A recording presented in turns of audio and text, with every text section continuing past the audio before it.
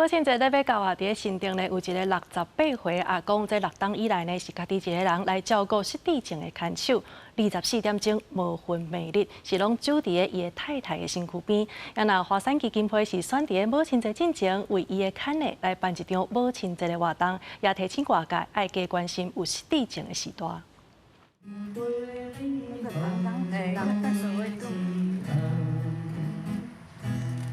大吉大唱歌，互阿嬷听；佮亲手写情批，念互阿嬷听。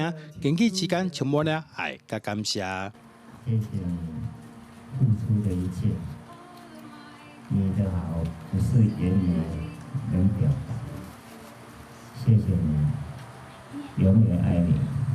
6冬前，阿嬷因为失智症快速退化，生活无法度自理。68岁苏阿公担起所有照顾的责任。24点钟守护伫阿嬷身边，用无声的陪伴写出感动人的故事。当然嘛是辛苦，啊，不过，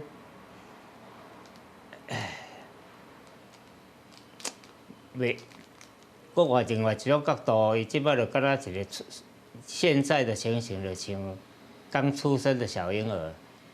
啊，我即摆当作咧顾小婴儿，是敢若阿公咧顾婴儿，你爱就是。迄种的心，敢若迄种的心态哩啊，对无？啊，小婴儿啥物拢袂晓，你着爱注意，爱靠你家己去观察注意。华山基金会特别伫母亲节进前，甲幼稚园的囡仔做伙替失智的阿嬷举办一场派对，也邀请其他的时代做伙参加，希望透过活动提醒大家对失智时代的关心。在照顾失智长者的部分啊，因为他们会渐渐可能会忘记很多的事情，就像是煮饭啊，可能会忘记关火，或是外出可能会忘记回家的路，所以就是可能也要帮他们申请失智手环，那注意他们就是不会有走失的状况。那平常在居家也要注意他们的生活环境的部分，要注意他们的安全。